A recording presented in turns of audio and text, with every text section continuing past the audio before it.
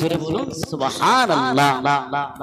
হে তরুণ যুবকেরা, হে আমার মুরব্বিয়ানেরা, শুনে রেখে দিন বাবা, জেনে রেখে দেন, আল্লাহ নবী আমার, বিশ্ব নবী আমার দুনিয়ার জমিনে ওই সুবহে সাদিকের সময় নবী আমার দুনিয়ার জমিনে আগমন করবে। আম্মা জান আমিনা বলতে লাগেন, আমি আমিনা দেখতে পেলাম, আমি আমিনা দেখতে পেলাম। রাত যখন গভীর হতে লাগে, রাত যখন গভীর হতে লাগে, আমি আমিনা দেখতে লাগলাম, আমার ঘরটা যেন আরো নূরে আলো হতে লাগে। হে তরুণ যুবকেরা, হে আমার মুরব্বিয়ানেরা, শুনে রেখে দিন বাবা, জেনে রেখে দেন, আল্লাহ রাব্বুল আলামিন ফারিস্তাদেরকে পাঠিয়ে দেন, এই আমার ফারিস্তারা, যাও যাও, চলে যাও, চলে যাও, আমিনার বাড়িতে চলে যাও, আমিনার ঘরেতে চলে যাও, আমিনার ঘরটা তোমরা পাহারা দিতে লাগো, কারণ দুনিয়ার জমিনে রাহমাতাল লিল আলামিন আগমন করবে। হে আমার মালায়েকা ফারিস্তারা, আমার রাসূলুল্লাহকে না জানো, ওই কুফারে কুরাইশরা আমার রাসূলুল্লাহ, ওই রাসূলুল্লাহকে পেয়ে তারা না জানো আমিনার ঘরেতে অত্যাচার জুলুম না জানো শুরু করে দেয়, কারণ তারা জানে যে মুহাম্মদ দুনিয়ার জমিনে আসলে পরে আমরা যে এই দুনিয়ার জমিনে আমাদের যে স্বৈরাচারী সন্ত্রাসবাদী, আমাদের যে রাজত্ব, আমাদের যে এই দুনিয়ার জমিনে এই যে সমস্ত প্রচলনটা আছে, আর থেকে দূরে যাবে না, না মুহাম্মদকে দুনিয়ার জমিনে থাকতে দেওয়া যাবে না। এই রকম পরিকল্পনা যদি তারা করে, আমার মালায়েকা ফারিস্তারা, যাও চলে যাও, আমিনার ঘরেতে চলে যাও। কিতাবের মধ্যে পাওয়া যায় আম্মা জান আমিনার ঘরের চতুর্দিকটা যেন আলো আলোকিত হয়ে আছে। আল্লাহ নবী দয়ার নবী আমার দুনিয়ার জমিনে আগমন করলেন। আম্মা জান আমিনা দুনিয়ার জমিনে আগমন করতে এটা ছিল পূর্ণিমা, ওটা একদিকে আছে আর আমি রাসূলুল্লাহকে আর একদিকে দেখলাম। আমার দয়ার হে তরুণ যুবকেরা, হে আমার মুরব্বিয়ানেরা, আম্মা জান আমিনা বলতে লাগে, আমি রাসূলুল্লাহর দিকে তাকাই আর পূর্ণিমার চাঁদের দিকে তাকাই, যেন দেখতে পাই আমার রাসূলুল্লাহ আর পূর্ণিমার চাঁদ একে অপরের সঙ্গে আমি আমিনা দেখতে পেলাম, একে অপরের সঙ্গে কি যেন একটা প্রতিযোগিতা চলছে। কিসের প্রতিযোগিতা চলছে? আমার আল্লাহ পাক রব্বুল আলামিন আমার আপনার নবী পাকের যে নূর, আমার আল্লাহ পাক দুনিয়ার জমিনে যে রাসূলুল্লাহ নূরটাকে দিয়েছিলেন, ওই নূরের বহিঃপ্রকাশ আল্লাহ করাচ্ছেন। ওই পূর্ণিমার চাঁদের দিকে তাকিয়ে দেখেন, পূর্ণিমার চাঁদের থেকে আমার রাসূলুল্লাহর নূরের জটিটা আসমান এবং জমিন তফাৎ হয়ে গেছে। আর একটু জোরে বলুন সুবহানাল্লাহ। তাহলে আম্মা জান আমিনা কি বলছে? যে আমি আমিনা বলতে লাগলাম, আমি আমিনা দেখতে পেলাম যে আসমানের চাঁদ আর আমার রাসূলুল্লাহ দুটো যেন একে অপরের মধ্যে আমার আল্লাহ পাক রব্বুল আলামিন বসে হাসতে লাগে আর চাঁদকে দেখতে লাগে। সুবহানাল্লাহ। ফারিস্তারা আল্লাহর দরবারে জিবরাইল চলে যায়, হে রব্বি আল্লাহ পাক, এই দুনিয়ার জমিনে আল্লাহ আপনার হাবিবকে পাঠিয়েছেন আমিনার ঘরে, আল্লাহ আপনার হাবিবের যে নূরের গতি, এই রব্বি আল্লাহ পাক, আর এই সুবহে সাদিকের সময় যে আপনি চন্দ্র, এই যে পূর্ণিমার চাঁদটা দিয়েছেন, আমি অবাক হয়ে যাই। আমার আল্লাহ বলছেন, এই ফারিস্তা শুনে রেখে দাও, জেনে রেখে দাও, আমি আল্লাহ যে নূরটাকে পাঠিয়েছি, এই নূরটাকে আমি আল্লাহ পাক রব্বুল আলামিন, অন্য কোনো নূর নয়, এই নূরটা হলো আমি আল্লাহ পাকের আমার দিকে নূর। একটু জোরে বলুন সুবহানাল্লাহ। তাই তো নবী মুসা আলাইহিস সালাম যখন তুর পাড়ে গিয়েছিলেন, আল্লাহ পাকের সঙ্গে কথা বলতে, দেখা করার ইচ্ছা করেছিলেন, আমার আল্লাহ বলেছিলেন, এই নবী মুসা শুনে রেখে দাও, জেনে রেখে দাও, নবী মুসা আমি আল্লাহ পাক রব্বুল আলামিন, আমাকে তুমি দেখতে পাবে না, এই নবী শুনে রেখে দাও, আমি আল্লাহ দেখতে চাই, ধ্বংস হয়ে যেতে পারো, তুমি আমাকে দেখার চেষ্টা করো না।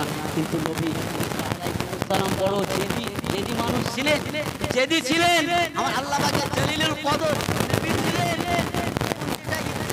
তখন সেটা আল্লাহর কাছ থেকে দিয়ে ছাড়তেন। তো নবী মুসা আলাইহিস সালাম যখন ইচ্ছা করলেন আমার আল্লাহ সামান্য একটু নূর, সামান্য একটু নূর আমার আল্লাহ দিয়েছিলেন, সেই নূরে নবী মুসা আলাইহিস সালাম দিয়ে হয়ে গেছেন পাহাড়টা।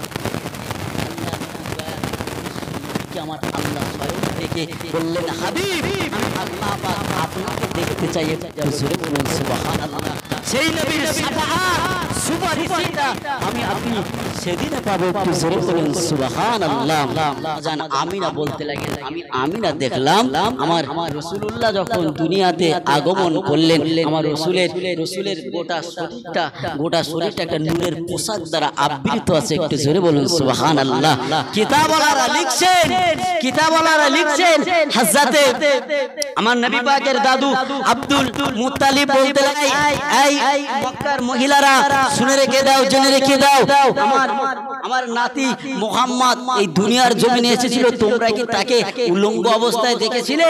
তোমরা কি তাকে উলঙ্গ অবস্থায় দেখেছিলে? সকলে তারা যারা দেখেছিল তারা বলেছিল না, আপনার নাতিকে আমরা উলঙ্গ অবস্থায় দেখিনি, একটু জোরে বলুন সুবহানাল্লাহ। তিনি কেমন নবী, সেই নবীর আগমনের মাস আজ আমরা পেয়েছি, সেই নবী দিবসের মাস আজ আমরা পেয়েছি। তাই এখানে বসে বসে আমরা সেই নবীর কথা আলোচনা করছি, জান্নাতি মাহফিলে বসে বসে জান্নাতি কথা আলোচনা করছি। আমার আল্লাহ পাক রব্বুল আলামিন কিয়ামতের দিনে ময়দানে মাহশরের দিনে যেন সেই নবীর মহব্বত ভালোবাসা আপনার আমার অন্তরে রেখে আল্লাহর রাসূলের দিদার যেন নসিব করেন, একটু জোরে বলুন সুবহানাল্লাহ। আর একটু জোরে বলুন না সুবহানাল্লাহ। হে তরুণ যুবকেরা, হে আমার মুরব্বিয়ানেরা, সংক্ষেপ করব আল্লাহ নবী আমার নবী আমার বিশ্ব নবী আমার আস্তে আস্তে আস্তে আস্তে বড় হতে লাগলেন। আল্লাহ নবী দয়ার নবী আমার একে একে করে নবী আমার দুনিয়ার জমিনের এই সমস্ত কৃষ্টি কালচার গুলো নবী আমার দেখতে লাগলেন। আল্লাহ দরবারে নবী আমার বারে বারে চিন্তা করতে লাগেন। আল্লাহ নবীর বয়স তখন 10 বছর। কত বছর বয়স বললাম? 10 বছর। নবী আমার তখনও কিন্তু নবুয়াত পাননি, কিন্তু আপনি আমি বলি নবী আমার নবুয়াত পাননি, কিন্তু আল্লাহ পাক রব্বুল আলামিন নবুয়াত দিয়ে আপনার আবার নবীকে দুনিয়ার জমিনে পাঠিয়েছিলেন। হে তরুণ যুবকেরা, এটা হলো আহলে সুন্নাত ওয়াল জামাত, এই আকীদার মানুষ যারা তারা এই কথাটা বিশ্বাস করে, কিন্তু অন্যান্য আকীদার মানুষ যারা আছে, অন্যান্য আকীদার আলেম যারা আছে তারা কিন্তু এই কথাটা তারা বিশ্বাস করে না। যারা ওয়াহাবি আকীদার ওয়াহাব নাজদি যাকে বলা হয়, তার আকীদার মানুষ যারা আছে তারা কিন্তু বিশ্বাস করে না যে আমার নবীকে আবার কবে নবুয়াতওয়ালা নবী করে দুনিয়াতে পাঠিয়েছিলেন। একটা উপমা আপনাদের কাছে আপনার আবার নবীকে কেমন করে নবুয়াতওয়ালা নবী করে পাঠিয়েছিলেন। অনেকে তো বলে 40 বছর বয়সে নবী পাক নবুয়াত পেয়েছেন। না না না না না, হে তরুণ যুবকেরা, এটা সিম্পল ভাবলে হবে না। আল্লাহ নবী দয়ার নবী আমার দুনিয়ার জমিনে আস্তে আস্তে বড় হতে লাগে। 10 বছর। কত বছর বললাম? 10 বছর বয়স। আল্লাহ নবী দয়ার নবী আমার বিশ্ব নবী আমার বসে আছেন 1 তারিখে, নবী আমার বসে আছেন হেরা গোয়াতে বসে বসে বসে বসে উম্মতের কথা চিন্তা করছেন। ইয়া রাব্বি হাবলি উম্মাত উম্মতি, ইয়া রাব্বি হাবলি উম্মাত উম্মতি। এই আমার আল্লাহ, আমার উম্মতদের উপায় কি হবে, আমার উম্মতদের উপায় কি হবে, এই না কথা চিন্তা করছেন।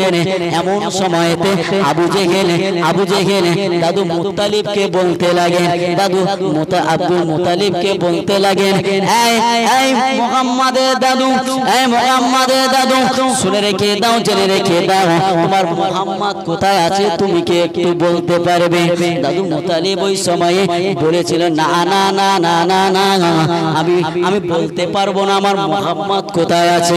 হে তরুণ যুবকেরা, হে আমার বন্ধুরা, শুনে রেখে দিন বাবা, জেনে রেখে দিন মামা, আল্লাহ নবী দয়ার নবী আমার চিন্তা করছেন, উম্মতের খেয়ালে আছে।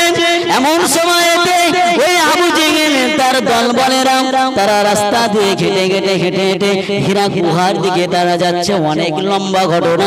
যেতে যেতে তারা দেখতে পায় মুহাম্মদ সেখানে শুয়ে সেখানে সিজদায় পড়ে আল্লাহ সিজদায় পড়ে কাঁদতে লাগে। চোখ দিয়ে পানি গড়াতে লাগে, চোখ দিয়ে পানি গড়াতে লাগে। আহারে আমার রাসূলুল্লাহর ওই চোখের অশ্রু নয়ন, অশ্রু ভরা নয়নটা দেখে তাদের হৃদয়টা কেঁদে উঠলো। আজকে দিনে মুহাম্মদ কেন কাঁদতে লাগে, মুহাম্মদ কেন কাঁদতে লাগে? হে তরুণ যুবকেরা, তারা আমার রাসূলুল্লাহকে নবী বলে না মানলেও তারা কিন্তু জানে যে সত্য মহামানব হয়ে, এ সত্যবাদী হয়ে দুনিয়ার জমিনে এসেছে। না না না না, মুহাম্মদ কেন কাঁদতে লাগে? একটু আগিয়ে যায়, একটু আগিয়ে যায়। আমার নবী পাকের চাচা আমার রাসূলুল্লাহর কাছে গিয়ে হাজির হয়ে যায়, কোলে করে তুললেন। হে আমার ভাতিজা মুহাম্মদ, কেন তুমি কাঁদো, কেন তুমি কাঁদো? কি হয়েছে বলো? এই সমস্ত বাচ্চারা যারা খেলা করছে পাশে, তারা কি তোমার উপরে অত্যাচার করেছে? তোমাকে কি মেরেছে? না না না না না, ও আমার চাচা যান, চাচা যান, চাচা যান। এরা আমাকে মারে না, এরা আমার গায়েতে একটা আঁচও করে না, আমাকে টাচও দেয় না।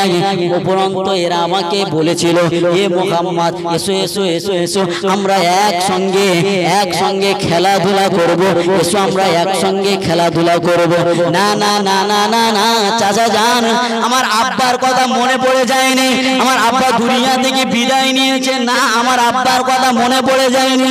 ও আমার চাচা যান, হকের পক্ষে থাকবেন, যারা হকের পক্ষে লড়াই করছে তাদের সঙ্গে সাথ দেবেন। বর্তমান আমার দাদা হুজুর পীর কেবলা রাহমাতুল্লাহ আলাইহির চতুর্থ প্রজন্মের একজন আওলাদে রাসূল পীরজাদা নওশাদ সিদ্দিকী ভাইজান, তিনি যেমন ভাবে মানুষের দ্বারে দ্বারে যেমন ভাবে শান্তিকে সামনে রেখে দিয়ে এই ইসলাম শরিয়াত থেকে শান্তির কথা যেমন রাসূলুল্লাহ প্রচার করেছিলেন, সেই রকম ভাবে সেই দিয়ে তিনিও একটা কাজ করে যাচ্ছেন। তো সকলকে বলবো, আমরা সকলে হাতে হাত দিয়ে যতগুলো সংগঠন আছে একে অপরের ভ্রাতৃত্ব বজায় রেখে এই শরিয়াতের জন্য, এই মুসলমানদের জন্য, মুসলমানদের এই ওয়াকফের জন্য আপনাকে আমাকে রাস্তায় নেমে যেতে হবে, আপনাকে আমাকে প্রতিবাদ করতে হবে।